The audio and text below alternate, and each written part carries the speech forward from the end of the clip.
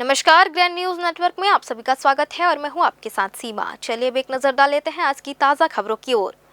अचानक मार tiger reserve के सारस डोल परिवृत्त अंतर्गत कुडेरा पानी परिसर में 25 जनवरी को एक नर बाघ का शव मिलने से वन विभाग में हड़कंप मच गया। प्रारंभिक पोस्टमार्टम रिपोर्ट में बाघ की मौत आपसी संघर्ष के कारण बताई जा रही है, लेकिन सबसे बड़ा सवाल ये है कि बाघ का शव करीब 5 दिन बाद क्यों मिला। वन विभाग के अनुसार 26 जनवरी को राष्ट्रीय बाघ संरक्षण प्राधिकरण की गाइडलाइन के तहत पशु चिकित्सकों की टीम ने पोस्टमार्टम किया। जांच में बाघ के सभी अंग सुरक्षित पाए गए। डॉक्टरों के अनुसार 2 बाघों के बीच हुए संघर्ष में नर बाघ की गर्दन की हड्डी टूट गई, जिससे उसकी मौत हो गई। बाघ की उम्र लगभग 2 साल बताई जा रही है। मौके पर संघर्ष के साफ संकेत मिले। टूटी हुई डालियां, खरोच के निशान, मल और बाल पाए गए। मृत बाघ के नाखूनों में भी दूसरे बाघ के बाल मिले हैं। ट्रैप कैमरे और फील्ड ट्रैकिंग से दूसरे बाघ की पहचान की गई है। पोस्टमार्टम के बाद नियमानुसार शव का दहन किया गया। हालांकि जानकारों के अनुसार शव 5 से 6 दिन पुराना था। ऐसे में रोजाना पेट्रोलिंग का दावा करने वाले वन विभाग की निगरानी व्यवस्था पर सवाल उठ रहे हैं। घटना ने ट्रैप कैमरों की निगरानी और विभागीय सतर्कता की पोल खोल दी है। अब देखना होगा कि इस पूरे मामले में जिम्मेदारी तय होती है या नहीं। बिलासपुर के रतनपुर क्षेत्र से खाकी को शर्मिंदा कर देने वाला एक गंभीर मामला सामने आया है, जहां सरकारी सिस्टम की धौंस और नशे का खुल्लम खुल्ला खेल देखने को मिल रहा है। सोशल मीडिया पर तेजी से वायरल हो रहे एक वीडियो ने वन विभाग में हड़कंप मचा दिया है। इस वीडियो में रतनपुर क्षेत्र में पदस्थ फॉरेस्टर चंदन सिंह पूरी वर्दी में नजर आ रहे हैं, लेकिन उनकी सक्रियता ड्यूटी पर नहीं बल्कि नशे की महफिल में दिखाई दे रही है। वायरल क्लिप में वनपाल बड़े ही बेखौफ अंदाज में चीलम में गांजा भरकर कश लगाते नजर आ रहे हैं। हैरानी की बात यह है कि वे अकेले नहीं हैं, बल्कि उनके साथ चौकीदार और कुछ अन्य ग्रामीण भी इस नशे की टोली में शामिल हैं। इस वर्दी पर जंगल और वन्य जीवों की सुरक्षा की जिम्मेदारी है। उसी वर्दी की गरिमा को दरकिनार कर वनपाल का यह नशेड़ी अवतार अब जन चर्चा का विषय बना हुआ है। स्थानीय स्तर पर लोग अब विभाग की कार्यप्रणाली पर सवाल उठा रहे हैं कि आखिर वर्दी पहनकर सरेआम नशा करने वाले ऐसे गैर जिम्मेदार वन कर्मचारी पर प्रशासन क्या रुख अपनाता है। फिलहाल इस वीडियो के सामने आने के बाद विभाग के आला अधिकारियों की चुप्पी और वनपाल पर होने वाली संभावित अनुशासनात्मक कार्रवाई पर सबकी निगाहें टिकी हुई हैं। केंद्र सरकार की महत्वाकांक्षी भारतमाला परियोजना में मुआवजे को लेकर अब बड़ी जांच शुरू होने जा रही है। जमीन अधिग्रहण में गड़बड़ी की शिकायतों के बाद आर्थिक अपराध अन्वेषण शाखा यानी ईओडब्ल्यू इस पूरे मामले की पड़ताल करेगी। ईओडब्ल्यू ने बिलासपुर कलेक्टर को पत्र लिखकर भारतमाला प्रोजेक्ट से जुड़े जमीन अधिग्रहण और मुआवजा वितरण के सभी अहम दस्तावेज तलब किए हैं। आइए देखते हैं पूरी खबर। जानकारी के अनुसार बिलासपुर से उरगा के बीच 70 किलोमीटर और उरगा से पथरापाली के बीच 105 किलोमीटर सड़क निर्माण के लिए किए गए भू अर्जन की गहन जांच होगी। आरोप है कि जमीन अधिग्रहण में मुआवजा हेक्टेयर के आधार पर दिया जाना था, लेकिन नियमों को ताक पर रखकर हेक्टेयर को वर्ग फीट में बदल दिया गया। इससे मुआवजे की राशि कई गुना बढ़ गई और करोड़ों रुपए का खेल हुआ। ईओडब्ल्यू की टीम अब राजस्व रिकॉर्ड, सर्वे रिपोर्ट, निर्धारित दरों और भुगतान पाने वाले हितग्राहियों की सूची का मिलान करेगी। बिलासपुर के साथ साथ अभनपुर क्षेत्र की फाइलें भी जांच के दायरे में हैं। इतना ही नहीं, प्रदेश के उन सभी जिलों के दस्तावेज मांगे गए हैं जहां से भारतमाला प्रोजेक्ट गुजर रहा है।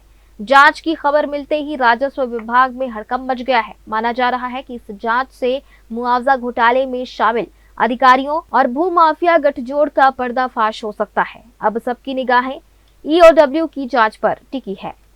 ग्रैंड न्यूज के लिए कैमरामैन गोलू कश्यप के साथ भारतेंदु कौशिक की रिपोर्ट। बिलासपुर के कोनी थाना क्षेत्र से हिंसा का मामला सामने आया है, जहां युवकों के 2 गुटों के बीच जमकर मारपीट हुई। जानकारी के अनुसार यह पूरी घटना आपसी विवाद से शुरू हुई, जिसने देखते ही देखते उग्र रूप धारण कर लिया और दोनों पक्ष आमने सामने आ गए। सड़क पर बीचों बीच हुई इस झड़प में युवाओं ने न केवल लात और मुक्कों का बेरहमी से इस्तेमाल किया, बल्कि एक दूसरे पर बड़े पत्थरों से भी हमला किया। इस हिंसक वारदात का एक वीडियो अब सोशल मीडिया पर तेजी से वायरल हो रहा है, जिसमें सरेआम कानून की धज्जियां दिखाई दे रही है। पुलिस ने वीडियो का संज्ञान लेते हुए मामले की जांच शुरू कर दी है। बारामती महाराष्ट्र की राजनीति से आज सुबह एक हृदय विदारक खबर सामने आई है, जिसने पूरे राज्य को स्तब्ध कर दिया है। उप मुख्यमंत्री अजित पवार को ले जा रहा एक निजी चार्टर विमान बुधवार सुबह बारामती में लैंडिंग के दौरान दुर्घटना का शिकार हो गया। डीजीसीए द्वारा जारी शुरुआती रिपोर्ट के अनुसार यह हादसा सुबह करीब 8:48 पर हुआ, जब विमान रनवे के समीप पहुंचने ही वाला था। विमान ने मुंबई से उड़ान भरी थी और इसमें उप मुख्यमंत्री के साथ उनके 2 करीबी सहयोगी और 2 चालक दल के सदस्य सवार थे। डीजीसीए के अधिकारियों ने मलबे की स्थिति को देखते हुए किसी के भी जीवित बचने की संभावना से इनकार किया है। इस दुखद घटना की पुष्टि करते हुए अजित पवार के निजी सहायक अनिल ढिकले ने बीबीसी मराठी को बताया कि विमान में सुरक्षा गार्ड भी मौजूद थे। फिलहाल दुर्घटना के सटीक कारणों का पता नहीं चल पाया है, लेकिन विशेषज्ञों की टीम मौके के लिए रवाना कर दी गई है। बारामती समेत पूरे महाराष्ट्र में इस खबर के बाद सन्नाटा पसरा हुआ है। बिलासपुर जिले में स्कूली विद्यार्थियों के परीक्षा परिणाम को बेहतर बनाने के लिए शुरू किया गया 90+ अभियान एक बार फिर चर्चा में है। पूर्व कलेक्टर अवनीश शरण द्वारा शुरू की गई इस पहल को अब वर्तमान कलेक्टर संजय अग्रवाल पूरी गंभीरता के साथ आगे बढ़ा रहे हैं। इस अभियान का उद्देश्य है अधिक से अधिक विद्यार्थियों को 90% से ज्यादा अंक हासिल करने के लिए प्रेरित करना। आइए देखते हैं पूरी खबर। कलेक्टर संजय अग्रवाल का कहना है कि जिस तरह पिछले वर्ष 90+ का लक्ष्य तय कर छात्रों के परिणामों में सुधार देखने को मिला था, उसी तर्ज पर इस वर्ष भी प्रशासन पूरी ताकत से जुटा हुआ है। उन्होंने बताया कि इस अभियान से छात्रों का आत्मविश्वास बढ़ेगा और जिले का शैक्षणिक स्तर भी ऊंचा होगा।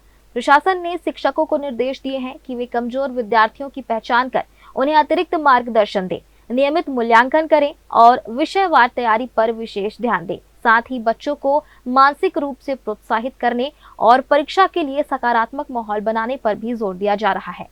टारगेट ये था कि एजुकेशन में जो हमारे बच्चे हैं उन बच्चों के रिजल्ट्स और बेहतर आएँ, और उसके लिए नॉर्मली जैसे बिलासपुर का रिजल्ट्स लास्ट ईयर काफ़ी कम था, तो हमारे पिछले कलेक्टर साहब, कमिश्नर नगर निगम साहब और डीओ साहब और उनकी पूरी टीम उसको लेकर के उन्होंने मिशन 90+ स्टार्ट किया था और उसका एक अच्छा रिजल्ट भी रहा था। बिलासपुर जिले का रिजल्ट अच्छा रहा था, तो चूँकि वो बहुत अच्छी एक स्टार्ट वहाँ पे हुआ है, तो उसी को ही हम लोग आगे बढ़ा रहे हैं और मुझे लग रहा है कि इस बार भी हम लोग बेहतर कर पाएंगे। हालांकि जमीनी हकीकत कुछ सवाल भी खड़े कर रही है। बीते 3 महीनों से कई शिक्षक पढ़ाने के बजाय एसआईआर और अन्य प्रशासनिक कार्यों में व्यस्त रहे, जिससे पढ़ाई प्रभावित हुई है।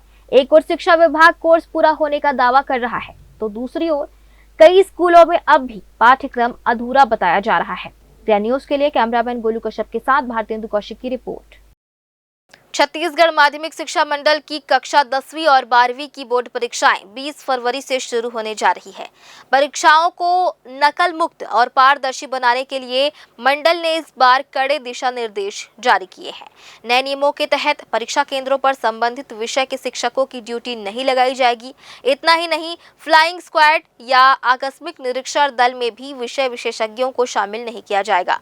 मंडल ने स्पष्ट किया है कि यदि कोई परीक्षार्थी नकल करते पकड़ा जाता है तो उसकी उत्तर पुस्तिका और पूरक कॉपियों को अलग लिफाफे में सील कर सीधे संभागीय कार्यालय भेजा जाएगा। ऐसी उत्तर पुस्तिकाओं का सामान्य मूल्यांकन केंद्रों पर परीक्षण नहीं होगा। नियमों का उल्लंघन पाए जाने पर केंद्राध्यक्ष, सहायक केंद्राध्यक्ष और पर्यवेक्षकों के खिलाफ सख्त अनुशासनात्मक कार्रवाई की जाएगी।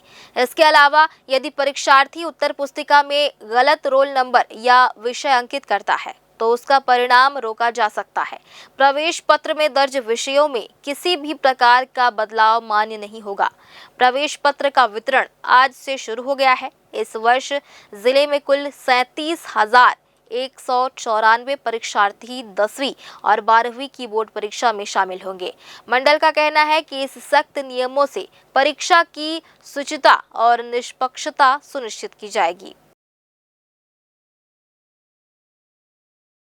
फिलहाल आज की ताज़ा खबरों में बस इतना ही। आगे भी खबरें जारी रहेंगी। बने रहिए ग्रैंड न्यूज़ नेटवर्क के साथ।